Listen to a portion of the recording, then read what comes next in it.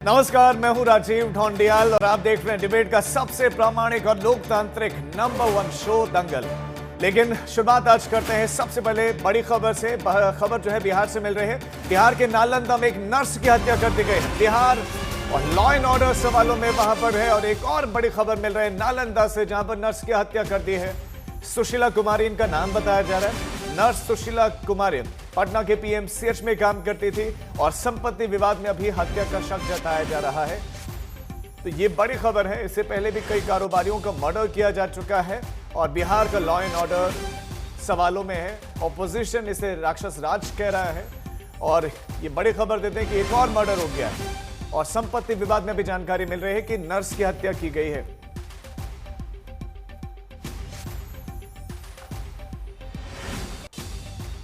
और अब लौटते हैं डिबेट पर। प्रधानमंत्री मोदी ने आज 51,000 से ज्यादा युवाओं को सरकारी नौकरी की नियुक्ति पत्र सौंपकर हजारों परिवारों को खुशियों की चाबी थमा दी। 3 साल से भी कम समय में मोदी सरकार ने 10 लाख से ज्यादा युवाओं को सरकारी नौकरी दी। अब यह नौकरी ऐसी है जिसका सपना हर राज्य के युवा देखते थे। वीडियो कॉन्फ्रेंसिंग के जरिए प्रधानमंत्री मोदी ने कहा कि अब ये नौजवान राष्ट्र निर्माण में बड़ी भूमिका निभा रहे हैं। रेलवे से लेकर डाक विभाग तक सरकारी नौकरी पा चुके ये युवा। पीएम मोदी का बड़ा संदेश इनको मिला। इन्हीं संदेश को संजोने वालों में बिहार के कई युवा, कई नौजवान भी हैं, जिनके सपने आज सरकारी नौकरी मिलने के बाद साकार हुए। सरकारी नौकरी हमारे देश में कितनी बड़ी है आप सब जानते हैं। बिहार में भी बड़े पैमाने पर युवाओं को केंद्र की नौकरी मिली, जो कि बिहार में चुनाव है और इसीलिए नौकरी को लेकर बीजेपी ने आरजेडी पर निशाना साधा है। वहीं आरजेडी के भी अपने दावे हैं। अब ऐसे में सवाल है कि क्या सरकारी नौकरी का मुद्दा बिहार में गरमाएगा? क्या एनडीए केंद्र और राज्य की सरकारी नौकरियों के दम पर बिहार के चुनावों में इसका भरपूर फायदा उठा सकेगी? क्या आरजेडी, कांग्रेस समेत विपक्ष के नैरेटिव को बदलने में सरकारी नौकरी एनडीए के काम आएगी? आज कई सवालों पर होगी बड़ी बहस, लेकिन सबसे पहले आपको दिखाते हैं एक खास रिपोर्ट।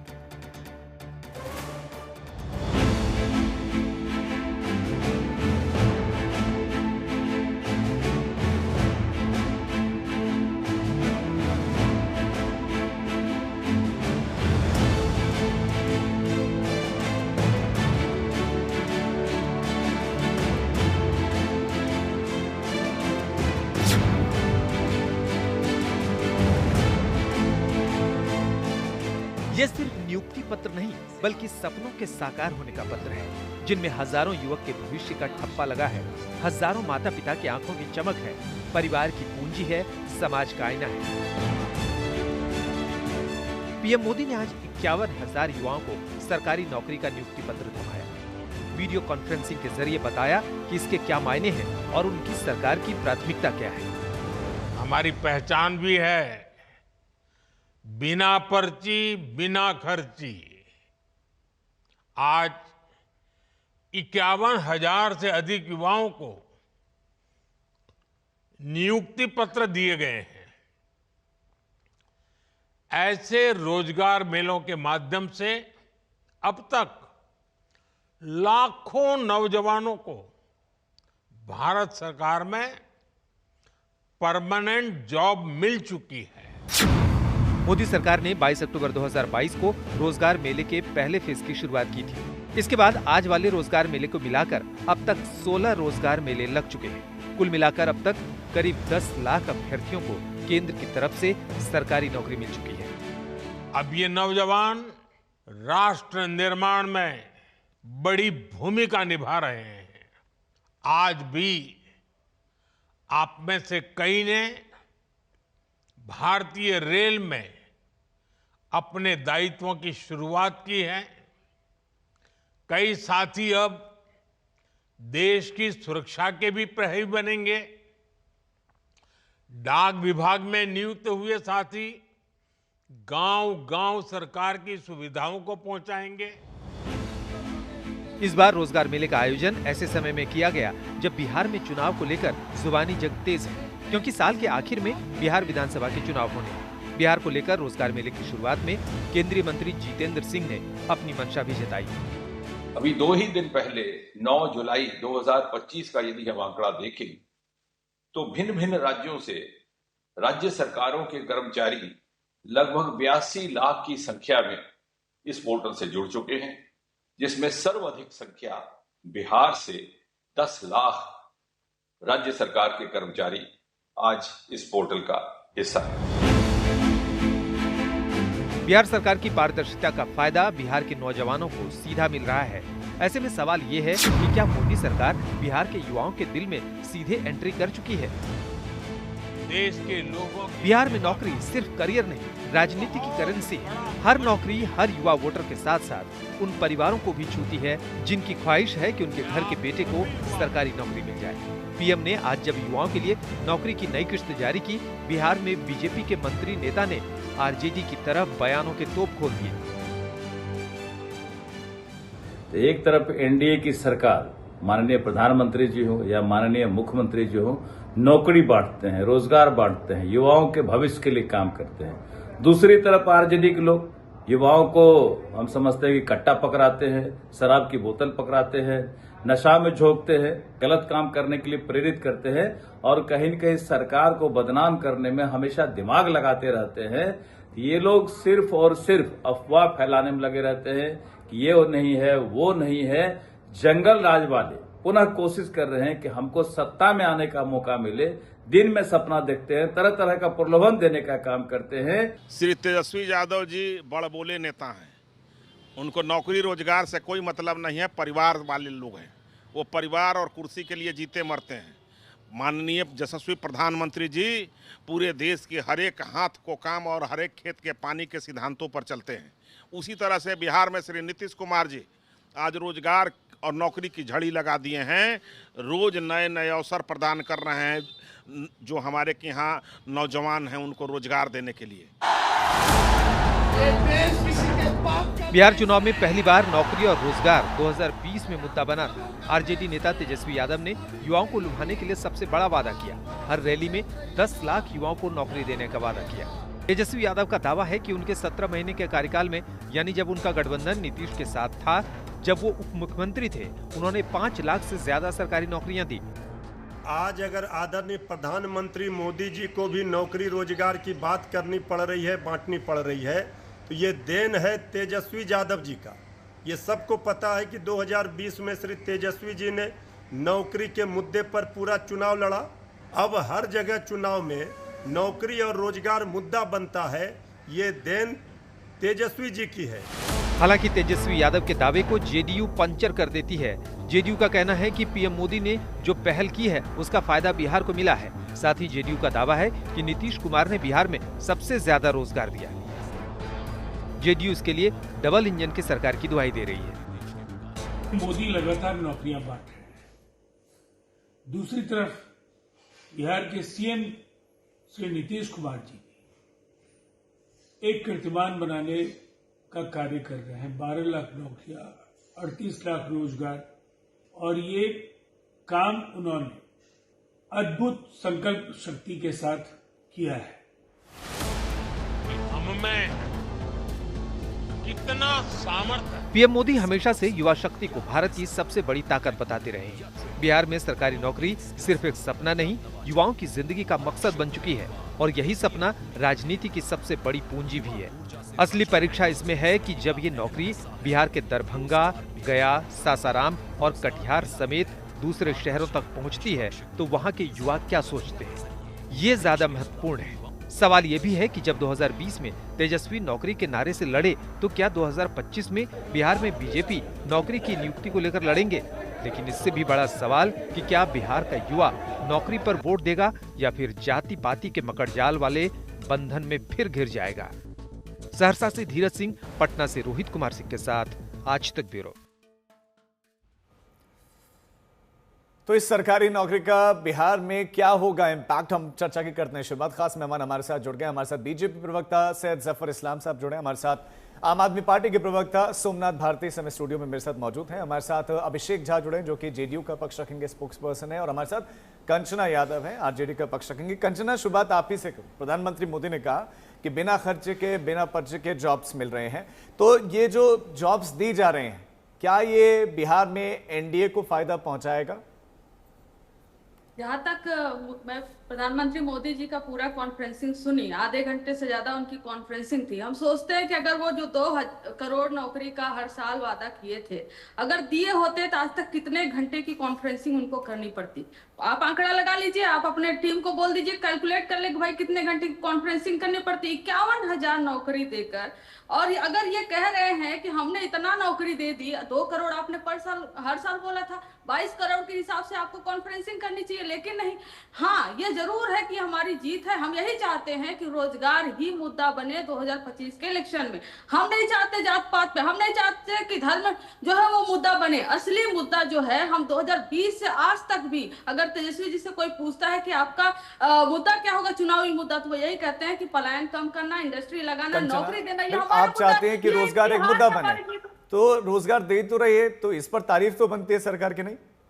तारीफ बनेगी। अभी आज पीएम ने आईएलओ के डेटा को कोट किया उन्होंने, और इसी आईएलओ ने एक डेटा निकाला था कि जितने भी अनएम्प्लॉयड हैं उसमें से 83% जो यूथ है 15 से 29 साल के बीच में। इसी प्रधानमंत्री ने और यही भारतीय जनता पार्टी के नेताओं ने कॉन्ट्रडिक्ट किया था और बोला था कि ये फर्जी आंकड़ा है। आज प्रधानमंत्री उसी डेटा को कोट कर रहे हैं। आईएलओ ने जब कोई डेटा निकाला तो आखिर में कहां पर नौकरी? एक भी इंडस्ट्री आपने बिहार को दी नहीं। क्या आपने पलायन रोका? क्या आपने बिहार से पलायन रोका? कितनी नौकरी दी बिहार को? हमने तो 5 लाख दिया था, 51,000 देकर। अगर आप ताली बजाना चाहते हैं तो हम ताली बजा देंगे, लेकिन 5 लाख हमने दिया 17 महीने में। सवालों का जवाब लेते हैं, ठीक है कंचना, सवालों के जवाब लेते हैं। जफर इस्लाम साहब, अगर नौकरियां वाकई मिल रहे हैं, पहले तो वो सवाल पूछ रहे हैं कि 2 करोड़ का वादा था तो उसका क्या हुआ। दूसरा ये कि पलायन क्यों हो रहा है फिर बिहार से? अगर एक्चुअल में नौकरियां हैं तो पहाड़ जो लोग हैं बिहार के, वो पलायन करके दूसरे बड़े शहरों की तरफ क्यों जा रहे हैं? देखिए, सबसे पहली बात तो कि देश में अक्सर नारा देती रहती थी पिछली सरकारें, रोटी कपड़ा मकान जॉब नौकरियां सब बोलते रहते थे, लेकिन कभी देने का काम नहीं किया है। इस सरकार ने सेंसिटिविटी दिखाई और 2014 से 2025 तक की यात्रा में आप देखिए हमने 18 करोड़ जॉब क्रिएट किए। ये लोग जो कहते हैं उनको जरा देखना चाहिए। ये 10 लाख जॉब, लगभग 10 लाख 1 मिलियन जॉब जो है 2022 से अभी तक हमने ये जो वितरण करके दिए। ऐसे कई सरकारी जॉब प्लस प्राइवेट जॉब सब मिला के जो देश भर में सरकारी जॉब सिर्फ नहीं देखी जाती है, पेरोल। तो अगर ईपीएफओ में देखिए तो ईपीएफओ में आप खाली मार्च का नंबर देखिए तो 15 लाख से ज्यादा मार्च में अकेले, मई में उससे भी ज्यादा। ईपीएफओ का नेट जो है, नेट न्यू इनरोलमेंट, तो वो 20 लाख 22 लाख से ज्यादा हर महीने।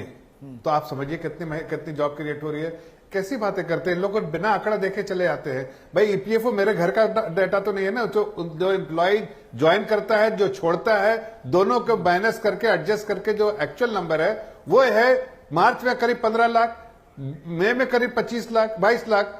तो ऐसे तेजी से ईपीएफओ के डाटा प्लस और कई जो प्राइवेट जो इनफॉर्मल सेक्टर में वो जॉब क्रिएट हो रहे। हमने 17 करोड़ से ज्यादा जॉब क्रिएट की है अब पिछले 11 साल में, लेकिन इसी समय में 10 साल में यूपीए की सरकार ने का डेटा पहले कोट किया गया, पीएम उसी को कोट करते हैं। उसी का डेटा ये भी बताता है कि यूथ अनएम्प्लॉयड है। देखिए, अभी आप देखिए वर्ल्ड बैंक का आयु है। हाँ। राजीव जी, अभी 2 दिन पहले जो है वर्ल्ड बैंक का रिपोर्ट आया है, जरा उनको जरा दिखाइए। वर्ल्ड बैंक का जीनी इंडेक्स का रिपोर्ट है। जीनी इंडेक्स जो है जो 28.5 से घट के 2 से घट के 25.5 हो गया। उसका मतलब जो गरीबी रेखा से 27 करोड़ लोग बाहर आ गए। उसका परसेंटेज देखिए तो जो 25% था वो घट के जो है वो 15% तक घट के 5.2% हो गया। तो हमको समझ में आता है कि गरीबी जो है कम हो रही है, समानता बढ़ रही है समाज में, और लोगों को आमदनी बढ़ रही है। कई ऐसी वेलफेयर स्कीम चलाई, कई नई स्कीम चलाई। फॉर इंस्टेंस, अगर हम सिर्फ अगर टॉयलेट बनाते हैं, अगर 10 करोड़ टॉयलेट बनाते हैं तो बढ़ई को नौकरी मिलती है, कई लोगों को नौकरी मिलती है, नौकरियां क्रिएट होती है, जॉब क्रिएशन होता है। उसी तरह से इनफॉर्मल सेक्टर, फॉर्मल सेक्टर में ईपीएफओ का नंबर आपने बताया कि फॉर्मल सेक्टर में कितनी जॉबें आ रही है हर महीने month after month job create हो रही है।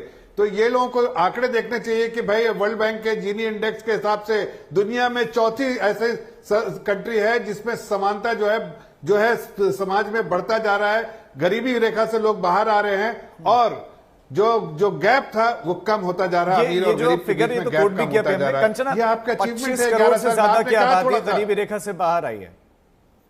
जी 25 करोड़ ये इनका दावा है कि 25 करोड़ से गरीबी रेखा से तुम्हें बाहर आई है, लेकिन ये 27 यह भी दावा करते हैं, सुन लीजिए, ये यह भी दावा अरे करते भाई, हैं वर्ल्ड बैंक की रिपोर्ट पढ़िए ना। राशन दे रहे हैं, ये यह भी दावा नहीं, वर्ल्ड करते हैं बैंक की कि रिपोर्ट 80 पढ़िए। करोड़ को राशन खिला रहे हैं क्योंकि वो राशन खरीदने की हिम्मत नहीं रखते या उनके पास उतने पैसे नहीं है।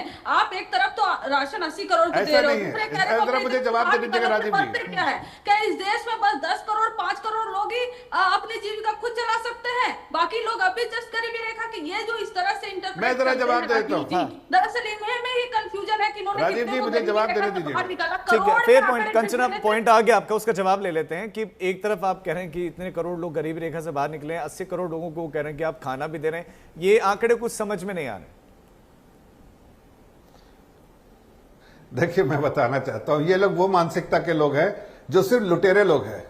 कुछ काम किया तो उसके लिए पैसा दो। प्रधानमंत्री जी ने सही कहा, बिना पर्ची बिना खर्ची, मतलब इसमें कुछ सिफारिश नहीं चाहिए और कोई आपको कमीशन नहीं। तो आरजेडी वाले तो जमीन लिखवा लेते हैं, कोई एक नौकरी दिया, जमीन लिखवा दो, घर पूरे खानदान का जितना जमीन लिख दो लालू यादव जी के परिवार के नाम से, तब एक नौकरी मिलेगी कि पूरी जिंदगी उसी में निपट जाओ, उस जमीन का खर्चा निकालते निकालते। मैं आपको 1 मिनट बताता हूं, आपको देखिए, सुनिए, बताता हूं मैं। अरे बीच में मत बोलिए कंचना यादव जी, सुन लीजिए, उसका बोलिएगा। मैं इतना कह रहा हूं कि ईपीएफओ का डेटा मेरे घर का डेटा नहीं, आपके घर का डेटा नहीं, ये पेरोल मेथड है, पेरोल का नंबर है, ये हर महीने पब्लिश होता है, उसको जरा पढ़ लीजिए, समझ लीजिए, अपने देश का डेटा है। उसके बाद नहीं तसल्ली हो तो वर्ल्ड बैंक का रिपोर्ट पढ़ लीजिए। ठीक है। उसके दुनिया में समानता, कोई हमने रिपोर्ट पब्लिश की है? अरे समानता आई है, 25-27 करोड़ लोग बाहर गरीबी रेखा से आए, तो ये इसलिए आए जो अभी आप कह रही थी, 90 करोड़ लोगों को वेलफेयर स्कीम का फायदा देते हैं। देश के खजाने में गरीबों का हक है, ये जान लीजिए। आप जैसे लुटेरों का हक नहीं है कि जमीन लिखवा ली हमारे लोगों से। हम गरीबों का हक देते हैं, हर लोगों को, देश के नागरिकों का हक आपके पास। है। सोमनाथ भारती जी, एक ठीक है, रेखा के जफर इस्लाम बाद साहब नहीं देते, आपके पास बाकी लौटना। लोगों सोमनाथ को भारती जी गरीब बहुत सारे आदमी डेटा के साथ मैं देख रहा हूं कि वो तैयारी करके आए हुए हैं। रोजगार के मौके पर केंद्र सरकार पहला, दूसरा ये कि बिहार सरकार पास है आपकी नजर में, ये फेल, वो कह रहे हैं कि गरीबी रेखा से बाहर निकाल रहे हैं। ईपीएफओ का डेटा वो गिना रहे हैं, बहुत सारे डेटा वो भी लेकर आए हैं, वर्ल्ड बैंक का डेटा कह रहे हैं। देखिए, बात कम से कम पकौड़े तलने से आगे बढ़ी है। पहले पकौड़े तलने को ये रोजगार मान रहे थे, और जहां कहा था 2 करोड़ हर साल 2 करोड़ नौकरी देंगे, मतलब 22 करोड़ का वादा और ऊंट के मुंह में जीरा, 51,000 नियुक्ति पत्र दे रहे हैं। नहीं, पर वो कह रहे हैं ना, संगठित क्षेत्र और असंगठित क्षेत्र को मिलाकर तो इतना डेटा हो रहा है। कहां डेटा हो रहा है? हमारे पास तो फिगर है। देखिए, 45 ईयर में ऑल टाइम हाई है आज अनएम्प्लॉयमेंट रेट, और आप देखिए 40% ग्रेजुएट्स अनएम्प्लॉयड निकल रहे हैं, 80% engineers, 83% engineers, 50% MBA holders, they have no jobs. So what are we talking about? And even lies need logic. जब आप कहते 25 करोड़ लोग गरीबी रेखा से बाहर आ गए, अरे भैया 80 करोड़ को तुम राशन दे रहे हो, 8% 13.7% रूरल अनएम्प्लॉयमेंट है 15 to 29 एज ग्रुप में, अर्बन में 18% है। मुश्किल क्या हो रहा है? और मनरेगा पे डिपेंडेंस बढ़ गया है राजीव जी, मनरेगा पे डिपेंडेंस इतना बढ़ गया है कि पिछले साल ये खर्चा सरकार का आया 1.11 लाख करोड़। तो हो ये रहा है, ना तो रूरल लोगों को नौकरी मिल पा रही है, ना अर्बन लोगों को नौकरी मिल पा रही है, और exam leak, fake statistics, stampede jobs वालों के लिए साथ एक नौकरी के पीछे 20-20 हजार लोग जा रहे हैं। मतलब आप सोचें कि चूंकि चुनाव इर्द गिर्द है, तो चुनाव में लुभाने के लिए 10 लाख का डायरेक्ट आंकड़ा है, क्या बिहार में फायदा होगा एनडीए को, आपको लगता है इससे? देखिए, माननीय मोदी जी का ये बेंचमार्क रहा है काम करने का कि भाई चुनाव के दौरान ऐसे ऐसे फिगर्स, जो बिहार वालों को पहले भी कहा था, अरे इतना लाख करोड़ दे रहे हैं, इतना लाख करोड़ दे रहे हैं, इतना लाख करोड़ दे रहे हैं। लालू जी कहते हैं अपने भाषणों में भी, आज तक कभी कुछ पहुंचा नहीं। और मैं देख पाता हूं कि एक ही शख्स है इस देश के अंदर जिसके साथ ये जुड़ता है कि जो कहा सो किया। पंजाब में 57,000 नौकरियां दे दी हमने, 57,000, और ये 51,000 पूरे देश में ढिंडोरा पीट के 22 करोड़ नौकरी देंगे, 51,000 नौकरी दी हैं, और कहना बड़ा काम कर दिया। माननीय मोदी जी के साथ एक बड़ा अच्छा लाइन जाता है, मैं सोच रहा था बोलने को, कि जो कहा सो नहीं किया। केजरीवाल के साथ जाता है जो कहा सो किया, मोदी जी के साथ जाता है कि जो कहा सो नहीं किया। चाहे वो व्यापारी वर्ग हो, हमारी महिलाएं हो, स्टूडेंट्स हो, यूथ हो, जहां जहां जो जो वादा किया कुछ नहीं किया। उसका एक्सटेंशन आज देख रहे हैं आप। ठीक है, बहुत सारे सवाल हैं। अब अभिषेक, आपका इस पर जवाब लूंगा कि बिहार में भी बेरोजगारी दर का भी जिक्र कर रहे हैं यहाँ पर सोमनाथ भारती। उन्होंने भी एक आंकड़ा दिया कि बेरोजगारी चरम पर है। इंजीनियर्स, बहुत सारे लोगों के पास नौकरियां नहीं, एमबीए होल्डर्स, उनके पास नौकरियां नहीं है। अभिषेक, बिहार के रोजगार मॉडल की चर्चा तो पूरे देश में होती है। देश के स्तर पर केंद्र की सरकार की तरफ से जो रोजगार के अवसर दिए गए, सरकारी नौकरियां दी गई, भारतीय जनता पार्टी के सम्मानित प्रवक्ता ने बखूबी बताया है। और बिहार की बात आप करते हैं, लाखों की तादाद में सरकारी नौकरियों के नियुक्ति पत्र गांधी मैदान में लाइन लगाकर लोगों को मिल रहे हैं। लाखों की संख्या में टीचर्स बहाल हुए, लगातार हर डिपार्टमेंट में वैकेंसीज निकलती है और वो आंकड़ा सबके सामने है। बस बिहार की छवि को धूमिल करना है, इसलिए ऐसी बातें कहनी है।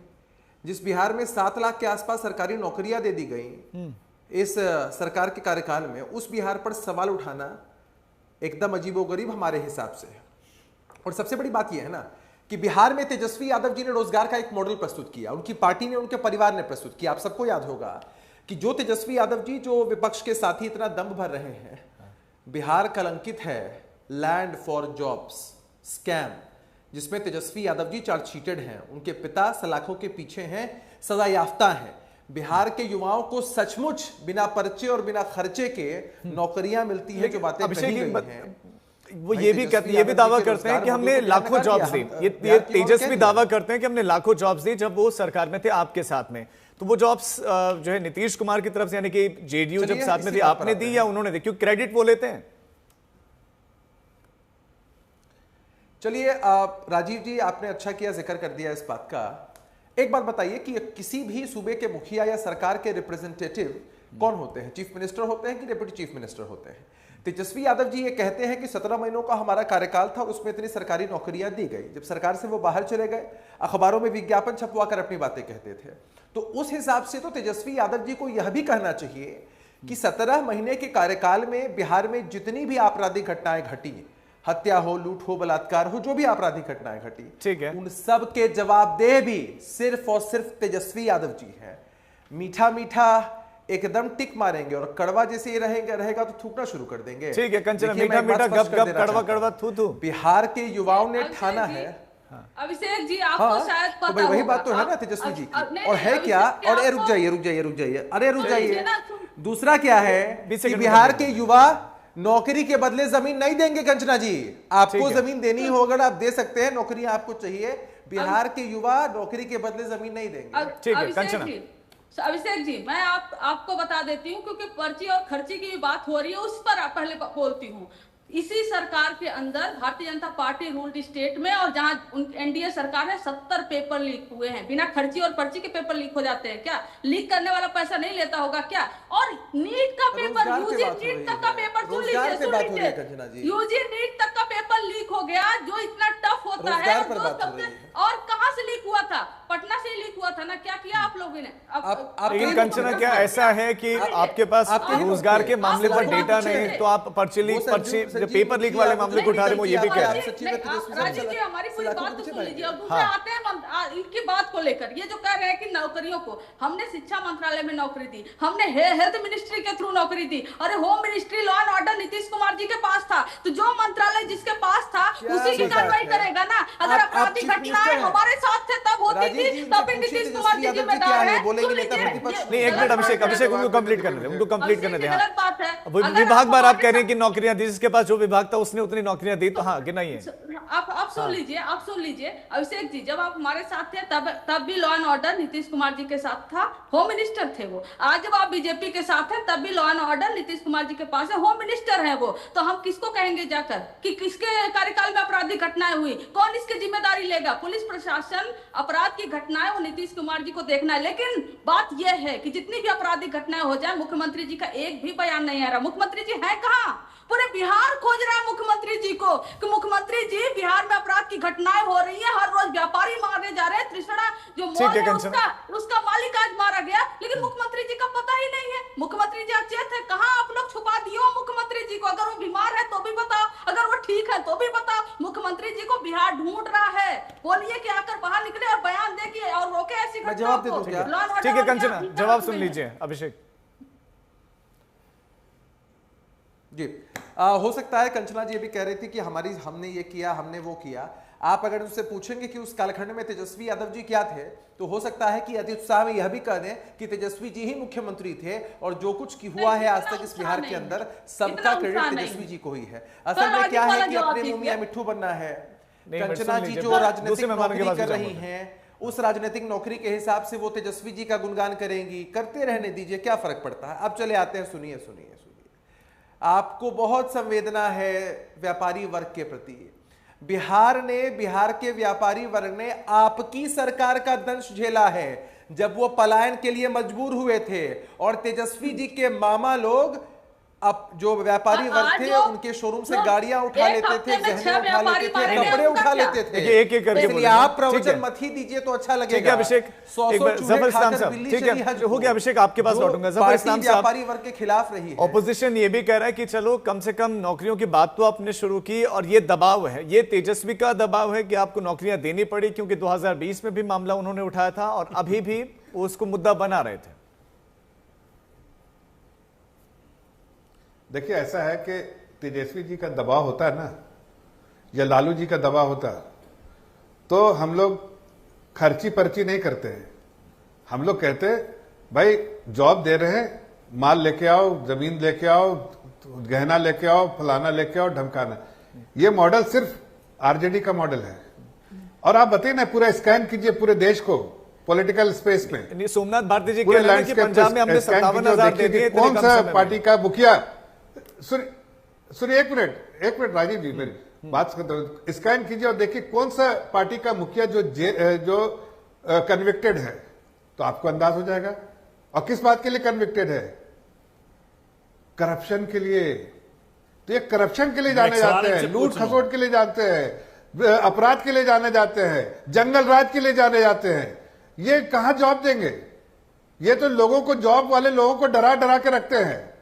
इनसे आज जिस तरह से जनता त्रास कर रही थी, जिससे 1990 से 2005 तक, अब कभी भी जनता आरजेडी को कभी भी जनता मौका दे ही नहीं सकती। इसलिए कि उस वक्त का, जिसने भी बिहार देखा है, उस वक्त का बिहार, अनडिवाइडेड बिहार में मैं रहता था झारखंड में, और मैंने देखा है कि इन लोगों ने जंगल तक को नहीं छोड़ा। छोड़िए तो आम नागरिक और व्यापारी को तो छोड़िए, जंगल तक को नहीं छोड़ा।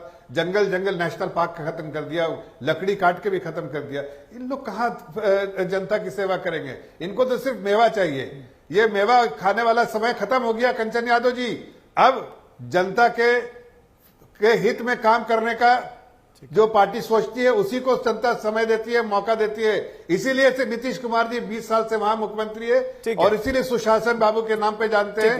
वो ठीक है जफर नहीं है। कंचना 20 सेकंड में जवाब दीजिएगा, फिर सोमनाथ भारती जी के पास 20 सेकंड के हित में काम करते हैं, जनता के लिए काम करते हैं। याद रखिएगा इस बात को। दबाव की बात कर रहे थे, सैयद साहब दबाव की बात कर रहे थे। मैं बस आपको हकीकत बता रहा हूँ। अब देखिए ना, बता देती हूँ कितना है आप लोग के ऊपर कि हमने बोला हम सरकार में आएंगे, हम युवा कमीशन बनाएंगे, आपने पहले उसको ऐलान कर दिया। हमने बोला हम पेंशन बढ़ा के 1400 करेंगे, 1400 तो नहीं, चलो 1100 आपने ऐलान किया, सो किया। हर रोज अभी हमने बोला बिजली, अरे सरकार हमारी है ना, आप कुछ कर, आप तो खाली ढोल बजाइए। सरकार में काम हमें करना है ना, आप ढोल बजाते रहिए। सरकार में हम कंचन, मेरी बहन कंचन, सरकार में हम लोग काम करेंगे ना, आप ढोल बजाते रहिए। आपको कौन सुन रहा है? आपको कौन सुन रहा है? आप बजाना चाह रहे हैं, लेकिन हकीकत तो सरकार काम करने वाली है ना। सरकार को समय दिया जाता है। जफर इस्लाम साहब एक मिनट सर, सरकार काम एक करके अगर मौका कभी मिला तो बात करिएगा। अभी तो हमारी सरकार है, हम जनता के लिए कंचना क्या काम कर रहे हैं। वैसे ये जनता के लिए तो अच्छा है। ऑपोजिशन जो मुद्दे उठा रहा था, जब सत्ता पक्ष वो सारी चीजें दे रहा, तो आपके सामने मुद्दे ही नहीं बच रहे हैं ना। तो क्या आपके मुद्दे छीने जा रहे हैं? मुद्दे क्यों नहीं बच रहे हैं? अगर हमारे योजनाएं चुराकर अगर ये बिहार का भला करेंगे तो भी ये अच्छा है, बिहार के लिए ही अच्छा है। थोड़ा सा अपना भी विजन रखिए, मिशन रखिए, रोड मैप बना लीजिए। काहे हमारा कॉपी कर रहे हैं जी? आप लोग के पास भी दिमाग है, आप प्रेशर में हैं, आप दबाव की बात कर रहे हैं, मैं उसी दबाव की बात कर रही हूँ कि हमारा कमीशन चुरा लिया आपने। हमने कहा पेंशन बढ़ाएंगे, आपने वो भी चुरा लिया। मांगने लगेंगे, जंगल काट लेंगे, लूट खसोट करने लगेंगे, फिरौती करने लगेंगे, एक्सटॉर्शन चलेगा। योजनाएं चुराते भी है, दोनों की बात आ गई है। सोमनाथ भारती नहीं मेरी बहन, नहीं, ठीक है, extortion ठीक है, चाहती है आपके। ठीक है आप क्या जफर इस्लाम चाहते हैं, साहब, extortion मैं करें? सोमनाथ भारती जी के पास आप जाऊँ। क्या सोमनाथ चाहते भारती जी, हैं? आपको कोई आप क्या प्रॉब्लम चाहते हैं? है? जंगल लूट, जंगल को हो गया काट सर, ले। हो गया आप सर, क्या मैं चाहते लौटूंगा हैं आप लोगों के पास, कि प्लीज, सभी नहीं तो को मुझे लूट ले? मजबूरन फेडर डाउन गरीबों करना में से पड़ेगा, भी लूट ले। आप फेडर क्या डाउन चाहते करना हैं? पड़ेगा मुझे। हम नहीं करेंगे ये सब। क्या ये सब आप बिहार लोग के चुनाव में ट्रेडमार्क है। रोजगार के हमारा है, मोर्चे पर आपको जनता लगता है कि के फायदा हो लिए जाएगा इस बार समर्पित बीजेपी होकर उनके एनडीए लिए गवर्नमेंट काम को? करना। इतने देखिए फायदे के मैं दोनों साथियों की बात सुन रहा था और ये बात बता दूं, पलायन तब भी नहीं रुका था, पलायन आज भी नहीं रुका है, पलायन जारी है। मैं भी पलायन हुआ था, मैं बिहार से आता हूं, मैं दिल्ली में पलायन होकर आया, और कई जो मेरे भाइयों के बच्चे हैं वो भी पलायन होकर के अभी भी आ रहे हैं। तो बिहार से पलायन रुका नहीं है, पलायन जारी है। दूसरी बड़ी बात जो बात करें जफर इस्लाम साहब की, जी वहां करप्शन हो गया, ये हो गया, वो हो गया। अरे भाई, भाजपा का मंत्री का बेटा पकड़ा गया गुजरात में, 75 करोड़ का स्कैम किया मनरेगा में, ये लाइफ लाइन से स्कैम लाइन बन गया। और जो बात कर रहे थे सरकारी नौकरियों की, जफर साहब, 9.56 लाख वैकेंसीज है 80 केंद्रीय मंत्रालयों में, डिपार्टमेंटों के अंदर 2 लाख वैकेंसी तो सिर्फ डिफेंस में है। और इन्होंने एक नया तरीका निकाला है राजीव जी, तरीका क्या निकाला है कि भाई सब कुछ प्राइवेटाइज कर दो, भाई एयरपोर्ट प्राइवेटाइज कर दो, सब रेल प्राइवेटाइज कर दो, सब प्राइवेटाइज कर दो।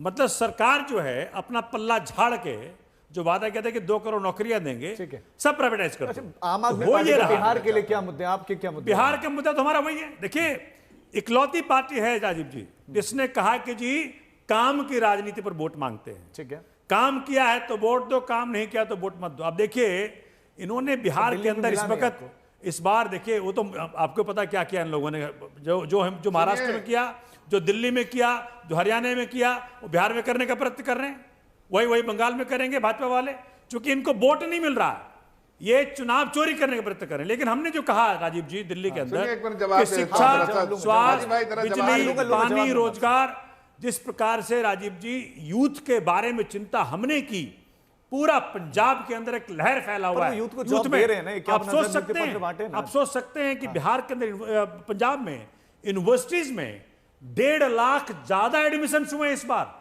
यूथ पंजाब पलायन नहीं कर रहा है, यूथ जो बाहर भाग रहा था देश से, पंजाब बदल गया, पंजाब बदल रहा है।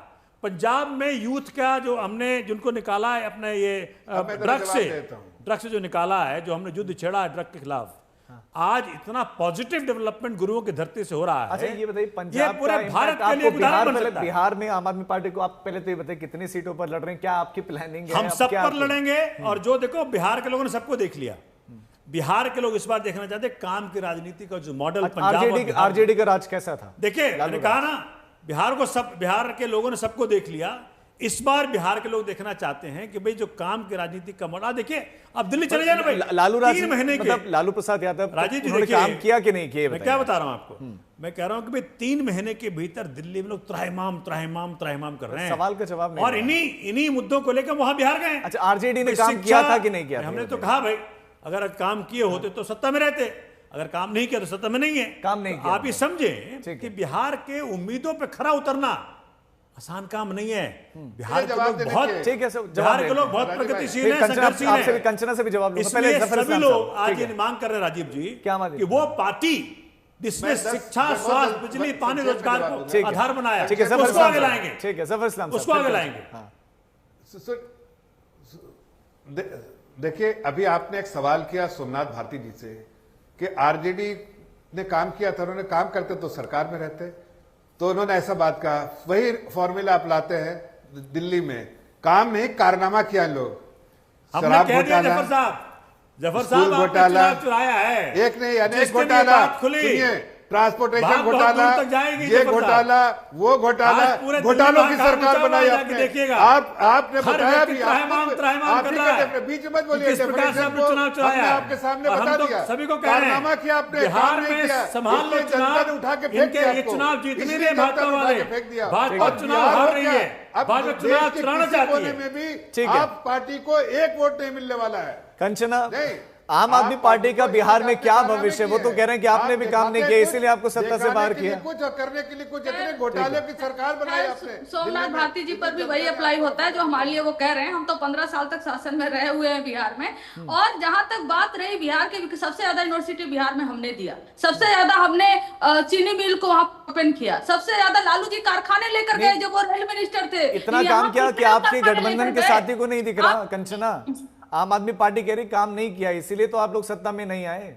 नहीं, देखिए बिहार में आम आदमी पार्टी के साथ तो गठबंधन नहीं है। वहां गठबंधन में कौन कौन है वो आपको मालूम है। अगर आम आदमी पार्टी वहां लड़ना चाहती है, एक पार्टी है और पार्टी को हर जगह लड़ने का अधिकार है, ये उनका डिसीजन है, वो उनका पॉलिटिकल स्टैंड है, तो वो उनको जो बोलना है जो वो बोलेंगे। अगर हमने काम नहीं किया इसलिए सत्ता से गए तो सोमनाथ भारती जी पर भी वही लागू होता है। रही बात हमारे काम करने की, तो हमने सबसे ज्यादा काम किया है। आज बिहार में सबसे ज्यादा यूनिवर्सिटीज जो है वो हमारे समय की बनाई गई हुई है। चीनी मिल हमारे समय के, कारखाने रेलवे के वो भी हमारे समय की बनी हुई है। लेकिन प्रधानमंत्री नरेंद्र मोदी जी जाकर कहते हैं चीनी मिल ओपन करूंगा और यही के चीनी से चाय पीऊंगा। न चीनी मिल ओपन हुआ, न शायद आज तक बिहार में उन्होंने चाय पिया है, ना ही पटना को इन्होंने सेंट्रल यूनिवर्सिटीज में कन्वर्ट किया। जितने भी प्रोमिसेस किए सब का सब जुमला निकला बिहार में। क्या दिया इन्होंने बिहार में जो बिहार के लोग इनको इस बार अभिषेक जी, ठीक है, जवाब दीजिए, बिहार को मिला क्या?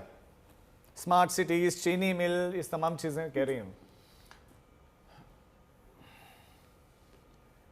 2005 में जब नीतीश जी ने सत्ता संभाली तब 24,000 करोड़ का बजट था। आज 3,61,000 करोड़ का बजट हो चुका है।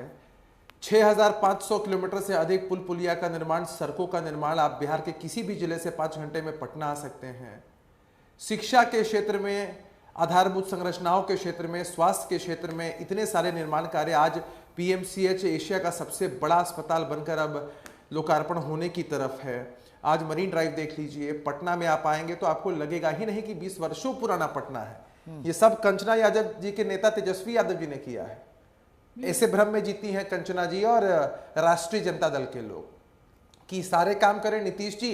आज 7 निश्चय पार्ट 1 पार्ट 2 के माध्यम से हर खेत को पानी देते हैं, हर घर को बिजली देते हैं और गांव-गांव में सड़क बना दिया, सुगमता हो गई।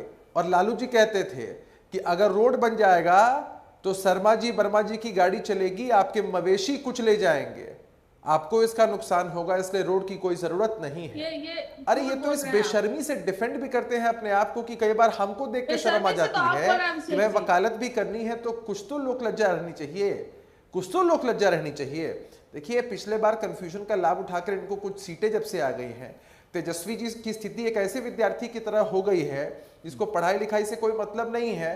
पिछली बार अगर चीटिंग से पास हो गया है तो इस बार समझ रहा है कि हम टॉप ही कर जाएंगे। खैर बिहार विधानसभा के अभिषेक अभी चीटिंग का जिक्र किया तो ये भी आरोप लगा रहे हैं चुनाव चुराने का के साथ। आज पीएम ने भी जिक्र किया कि 2 शक्तियां हैं, युवा और लोकतंत्र। तो वो सवाल उठा रहे हैं कि लोकतंत्र, डेमोक्रेसी का है, चुनाव चुराए जा रहे हैं महाराष्ट्र, दिल्ली और अब बिहार में भी ऐसी तैयारियां हैं। फिर मैं वही बात कहूंगा राजीव जी, मुझे एक बात का जवाब हमारे विपक्ष के साथी देते हैं। देश में जिन प्रदेशों में चुनाव होते हैं, चुनाव आयोग के माध्यम से होते हैं और ये सत्ता तक पहुंच जाते हैं, वहां ये कहते हैं कि लोकतंत्र की जीत हुई, जनता की जीत हुई है। लेकिन अगर, या इनके कई प्रत्याशी भी कई जगहों पर जीतते हैं जहां इनकी सरकार नहीं बनती है, लेकिन जहां ये चुनाव हार जाते हैं वहां ये सीधा चुनाव आयोग पर, ईवीएम पर ठीकरा फोड़ देते हैं। तो फिर तो वही बात हो गई ना कि आपको रेफरी पर ही भरोसा नहीं है, तो फिर गेम क्यों खेलते हैं? गेम ही मत खेलिए ना भाई, इस्तीफा दे दीजिए विधानसभा से, इस्तीफा दे दीजिए लोकसभा से। आपको रेफरी पर भरोसा नहीं, आप जीत जाइएगा तो रेफरी एकदम ईमानदार है, और आप अगर हार जाते हैं तो रेफरी से बड़ा बेईमान कोई है ही नहीं। तो चिल्लाते रहिए भाई, इनकी कमजोरी इनको मालूम है, ये इन्होंने पढ़ाई नहीं की है, परीक्षा में ये फेल होंगे, इसीलिए शुरू से ये बहाने बना रहे हैं। ठीक है, सोमनाथ भारती जी, क्या ये सरकारी जो नौकरियां दी जा रही हैं ये बिहार में सत्ता की चाबी बनेगी? क्योंकि बिहार में एक परसेप्शन तो है ही कम से कम कि भाई जिसकी सरकारी नौकरी एक बहुत बड़ी बात मानी जाती है। नहीं, बिहार में तो ये फेमस है, देश की बात है। एक बात और बता दो, बिहार में फेमस है कि सरकारी अगर हवलदार भी हो तो उसको प्रायोरिटाइज करेगा कोई व्यक्ति अपनी लड़की देने के लिए, लेकिन सरकार अगर प्राइवेट में सीईओ भी हो उसको नहीं मिलेगी, उसको लड़की देने के बजाय कहेगा हम तो हवलदार को दे देंगे, जो सरकारी नौकरी का बड़ा बोलबाला है। लेकिन मैं ये कहना चाहता हूँ, अभी मेरे दोस्त कह रहे थे अभिषेक जी कि भाई अगर अंपायर बड़ा अच्छा हो जाता है, अगर आप जीत जाते हैं तो सुप्रीम कोर्ट ने तो बात कह दी, साफ साफ कहा कि भाई आधार कार्ड क्यों नहीं मान रहे, राशन कार्ड क्यों नहीं मान रहे, सजेशन दिया ना। नहीं देखिए, सुप्रीम कोर्ट सजेशंस के बहाने बहुत कुछ कह गई, और वो बात कही जो विपक्ष कह रहा था। ये चाह रहे थे कि भाई लाखों लाखों लोगों का वोटर कार्ड वोटिंग राइट खत्म कर दी जाए, वो इस बार नहीं कर पाएंगे, जो कि सुप्रीम कोर्ट के अंडर के सुपरविजन में हो रहा है अब ये। इसलिए मैं कहना चाहता हूं कि देखिए, अच्छा दूसरी बात राजीव, जब देखें चुनाव के दौरान ये भी करेंगे, 100 यूनिट बिजली भी मुफ्त देंगे, हम रोजगार भी दे देंगे। अरे भैया 20 साल शासन में थे, 11 साल से अब केंद्र में है, कितनी नौकरी आपने, अब अगर आप ईयर वाइज करके दे दें, चुनाव के दौरान चूंकि लॉलीपॉप दिखाना है, लेकिन बिहार के लोग इस बार बिल्कुल प्रिपेयर्ड हैं, हम उस पार्टी को वोट देंगे जिसका ट्रैक रिकॉर्ड रहा है। सैयद जफर इस्लाम, ये नौकरियां नहीं चुनावी लॉलीपॉप है कह रहे हैं। देखिए, मैंने कहा ना आपको, आंकड़े दिए ईपीएफओ को कि 20 लाख नौकरियां अगर हर महीने फॉर्मल सेक्टर में हो रही है तो 2 करोड़ 40 लाख साल की होती है। अगर इनफॉर्मल सेक्टर में देखें तो बहुत सारी नौकरियां, 18 अरे भाई चुप रहिए, अरे बीच में मत बोलिए भाई, आपको आंकड़े देख के आया कीजिए, पढ़ के आया कीजिए, कंचन यादव जी मेरी बहन, पढ़ के आया कीजिए तो अच्छा रहेगा। ये कोई कंचन उनको सुन लेंगे, फिर आप आंकड़े लेकर आएंगे, पहले उनको आप कम से कम उनको मत यहाँ प्रोजेक्ट कीजिए ना, आप 9वीं फेल की तरह प्रोजेक्ट मत कीजिए। आप पढ़ी लिखी होंगी, जाहिर है, तो आपको ज्यादा जानकारी होनी चाहिए, आप कम से कम उनके जैसा मत बात कीजिए भाई। मैं ये कह रहा हूं कि देखिए, हमने जितना भी जो जॉब दिया, 18 करोड़, लगभग 18 करोड़ जॉब दिया है, हमने जॉब क्रिएट किया है, और उसके बाद इतने सारे जॉब के जो है अपॉर्चुनिटीज क्रिएट किए हैं, तभी तो आज गरीबी रेखा से 27 करोड़ लोग बाहर निकले, और ये समानता जो आई समाज में कैसे आ गई है। और जहां तक ये कहते हैं कि राशन दे रहे हैं, तो मैं बताना चाहता हूं, आप लोगों ने तो जनता का पैसा खा लिया, जनता को कौन देगा? सरकार का खजाना जनता के लिए होता है, हम देते हैं, हम मानते हैं, सीधा ठोक के बोलते हैं कि हाँ 90 करोड़ लोगों को वेलफेयर स्कीम का सामान पहुंचना ही चाहिए, जितने भी संपन्न हो, लेकिन उनको पहुंचना चाहिए। एक रेखा के ऊपर नहीं देंगे, लेकिन सारे लोगों को संपन्न होने के बावजूद देंगे, इसलिए कि सरकारी खजाने में देश की जनता का हक है और उनको मिलना ही चाहिए। कंचन, आप अपनी बात रखिए, सबको मिलता है सरकार की तरफ से। राजीव जी, मैं एक से तो हम भी देते हैं, आप हमारा देश आगे बढ़ रहा है तो क्यों नहीं देंगे? आप लोग तो कब्जा कर दिया। जल्दी, हाँ राजीव जी, इसे जितने भी आंकड़े आज ये करोड़ में बोले होंगे, आप यही आंकड़े सब इनसे रिपीट करवा दीजिए, देखिएगा अगली बार करोड़ के आंकड़े अलग होंगे, क्योंकि इनको खुद ही नहीं मालूम है कि करोड़ में दिया गया, 1 लाख में दिया गया, 1000 में दिया गया, बस करोड़ करोड़ करोड़। मंथली का डेटा दे रहे थे, करोड़ से नीचे जाते ही नहीं है ये आंकड़े, कुछ भी हो करोड़ से नीचे नहीं जाते हैं, और जितनी बार बुलवाइएगा अलग अलग आंकड़े आएंगे। इसलिए जनता को मूर्ख मत समझिए। समस्या यह है कि आज बिहार में जो अपराध बढ़ा हुआ है, हर रोज सरकार ने भाई जमीन का यहाँ ले लिया, 1 गुंठा ले लिया, 5 गुंठा ले लिया, सब बेनामी रख लिया। बेनामी चीज का आपको याद नहीं रहता, यहाँ तो सब नाम वाला है। आपको समस्या क्या, प्रॉब्लम क्या है आपको? कंचन जी मेरी बहन, बेनामी सामान का आपको याद नहीं रहता होगा ना। मैं समय की कमी है, प्लीज एक प्लीज जल्दी में चलता हूँ कि सबका रिएक्शन एक एक करके, जफर इस्लाम साहब सबका रिएक्शन आ जाए। अब सिर्फ ठीक है जफर इस्लाम साहब, बाकियों को भी सुन लेते हैं। कंचना से 20 सेकंड में कंप्लीट किए, लास्ट बाकियों के पास जाऊंगा। 20 सेकंड में कंप्लीट कर रही हूँ, लेकिन सैयद जफर साहब थोड़ा सा शांत रहिए, बढ़िया रहेगा आपके हेल्थ के लिए। सुनिए, आप पटना में ही मेन जगह पे वीआईपी सिटी पे, जहाँ मुख्यमंत्री जी रहते हैं, जहाँ आपके सारे डिप्टी चीफ मिनिस्टर रहते हैं, वहां पर अगर 4 व्यापारी की हत्या 4 दिन में हो जाए ना, ये सोचने वाली बात है। आप चिल्लाते रहिए जंगल राज, महाजंगल राज चल रहा है बिहार में, राक्षस राज चल रहा है, लेकिन आप अभिषेक फाइनल 20 सेकंड, अभिषेक फाइनल 20 सेकंड, फाइनल 20 सेकंड। आप ही लोग के गुर्गे कर रहे होंगे। कुल मिलाकर मैं बोलूं अपनी बात को। देखिए, राजद के लोग कितना भी चिल्ला ले, राजीव जी, उससे कोई फर्क नहीं पड़ता है। बिहार के लोगों के अंदर नीतीश कुमार जी को लेकर एक अटूट विश्वास है, और तेजस्वी यादव जी को भी राजनीतिक रोजगार हमारे नेता नीतीश कुमार जी ने ही साल 2015 में दिया था, जब इनकी पार्टी समाप्ति की कगार पर 22 सीटों से भी कम पर सिमटी हुई थी। ठीक है, तो जिन पार्टी के लोगों को हमारे नेता की वजह से माफी के साथ आपको रोकना पड़ रहा है, क्योंकि समय मुझे इतनी ही इजाजत दे रहा है। आप सभी मेहमानों का बहुत शुक्रिया हमारे साथ जुड़ने के लिए। और